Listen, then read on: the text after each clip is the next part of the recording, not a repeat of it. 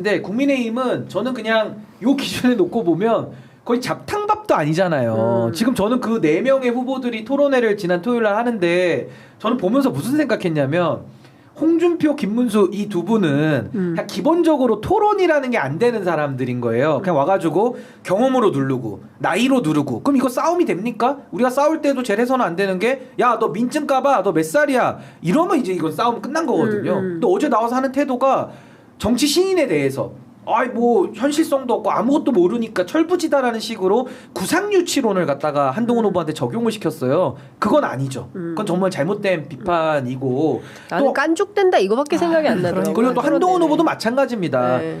뭐 이렇게 대답을 하고 하는데 내용 알맹이가 정말 좀 이렇게 무슨 말을 하는지를 잘 모르겠어요. 그냥 자기 아는 거 지식 자랑하는 느낌 정도만 났을 뿐 네. 전혀 뭐 지도자성이라는 게 전혀 토론에서 보여지지 않았기 때문에 이거 양비론하자는 게 아니라 그러면 안철수 후보라도 제대로 해야 될 거 아닙니까? 네. 근데 안철수 후보도 자기가 이공계 100만 인재 공약을 내놓고 거기에 대해서 한동훈 후보한테 물어봐요. 그러니까 한동훈 후보가 뭐라 그러냐면 아니 그걸 왜 자기 공약을 저한테 묻습니까? 이런 장면도 나왔거든요. 맞아요. 그러니까 제가 볼 때는 4명 중에 누가 돼도 이거는 희망을 볼 수 없는 경선이기 때문에 오히려 한덕수 차출론이 더 부각되고 네. 한덕수 대행은 너무 부적절하지만 앞으로 전 나올 가능성이 더 높아졌다. 네. 그러니까 완전한 엉망 경선이었다고 저는 보는 겁니다. 그러니까요. 그러니까 생각나는 게 뭐 사실은 그렇잖아요. 키워드가 뭐 키높이구두, 보종속옷, 바퀴벌레, 생머리 이런 생머리, 거. 바퀴벌레. 그렇죠. 뭐 이런 거밖에는 없는 경선이니까 아무것도 국민들의 삶에 유의미하는 키워드를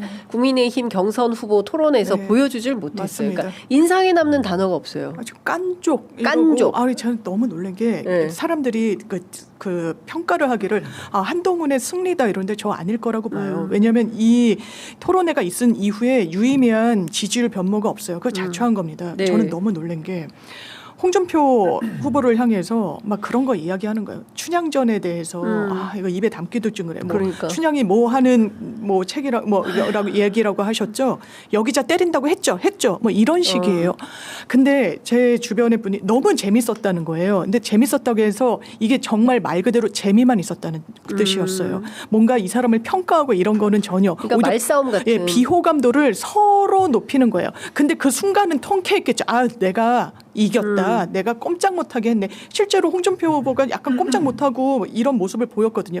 근데 궁극적으로 이걸 어떻게 승리라고 얘기할 수 있겠습니까? 그러니까 당 안에 오늘도 동아일보 단독 보도 보면 권영세 비대위원장이 한덕수 어떻게 좀 해봐달라고 정대철 헌정회장한테 얘기했다는 거잖아요. 그렇죠. 왜냐하면 성에 차지 않거든요. 이런 모습만 보여주거든요. 네. 반성할 줄 그래서 알아요. 저는 한동훈 후보는 제가 한마디로 표현하면 네. 지혜가 없는 리더죠. 그러니까 전투에서는 승리하는데 전쟁에서는 항상 패배하는 장수다라는 생각이 들고 아니 한동훈 후보가 말싸움하면 제일 잘하죠. 본인이 매일 자랑하는 게 뭡니까?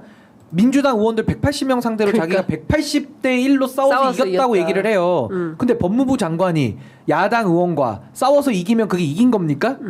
이겨도 진 거잖아요. 네. 그러니까 이런 형용 모순 아주 그냥 따뜻한 아이스 아메리카노 같은 발언들만 늘 하다 보니까 전투에서는 늘 이기고 스스로 뿌듯할 거예요. 내가 말하니까 그런 것 같아요. 홍준표 후보가 아무 말도 못하네. 야 내가 이겼지. 네. 근데 까보고 나면 국민들이 평가할 때는 야 전투에서는 이기는데 철이 없고 뭐 깐죽거린다 이런 말이 나올 정도로 지도자성이라는 게 없는 사람이구나. 그러니까요. 그럼 전쟁에선 진 거죠. 맞습니다. 근데 어쨌든 지금 국민의힘 토론은 진짜 그 아마 지지자들이 보기에도 이게 뭐야. 진짜 실망했을 너무 거예요. 창피하다 이런 네. 생각이 들었을 토론이었다라는 생각이 좀 듭니다. 자, 어쨌든 내일 최종 후보 2명 올라가는데요. 자, 예측. 예측. 자, 장윤미 변호사 예측. 저는 홍준표 한동훈. 혼준표 한동훈. 저는 어제 이거 물어보실 줄 알고 제가 네. 또 보수 쪽에 있는 취재하셨어요? 인사들도 어제 진짜. 식사 자리에서 제가 또 물어봤습니다. 네. 한 여러 번 표본으로. 보수 쪽. 김문수 한동훈. 그 얘기도 김문수 많이 들었죠. 한동훈. 김문수 한동훈. 김문수 한동훈, 홍준표 한동훈. 홍준표 한동훈 뽑은 이유는? 일단 이 김문수 후보가 토론에 예. 거듭될수록 하락세인 건 맞고 그나마 조금 이 되살아나려고 하는 거는 한덕수를 끼고 있기 때문인데 네. 내가 주자가 되면은 한덕수 후보랑 대행이랑 가장 좀 스무스하게 단일화할 수 있어. 그걸 자기의 기치로 세우는 공당의 후보가 어디 있습니까? 어쨌든 네. 그거를 승부수의 하나의 전략으로 짜고 있는데 네. 그래도 하락세라는 점 그리고 현역 의원들이 홍준표 후보한테 좀 많이 가 있기도 하고 홍준표 후보도 단일화 하겠다고 하면서 마지막에 또 치고하고 뭐 단일화 트랙에 대해서도 구체적으로 네, 언급을 네. 한다는 점. 그러면 김문수, 홍준표, 김문수 중에는 저는 그래도 비교 우위에 있는 게 김문수 후보는 너무 또 장외에서 오래 쉬기도 했고 지금 꽃꽃문수 말고는 사실 자신의 정치적인 자산이란 게 많이 없어서 네. 그래도 거기에 5대5로 투표한다면 홍준표가 좀 되지 않겠느냐. 그리고 이제 탄핵과 관련해서 전략적 투표를 또 나경원 의원 낙마하면서 한번 확인했기 때문에 안철수, 한동훈 중에서는 그래도 한동훈이 약간 상승세에 있는 부분도 있고 해서 두 주자가 최종적으로 가고 최종으로는 홍준표 후보가 되지 않을까. 저는 그렇군요. 네, 선거에서 가장 중요한 게 구도예요. 근데 구도에서는 지금 찬반, 그러니까 탄핵에 찬성, 탄찬, 탄핵 반대, 탄반 네. 요 구도로 좀 나뉘고 있기 때문에 어제 아마 기억하실지 모르겠습니다만은 토요일 날 사자 후보 토론회에서 한동훈 후보가 홍준표 안 때리잖아요. 안철수 후보 많이 때렸거든요. 근데 왜 그러겠습니까?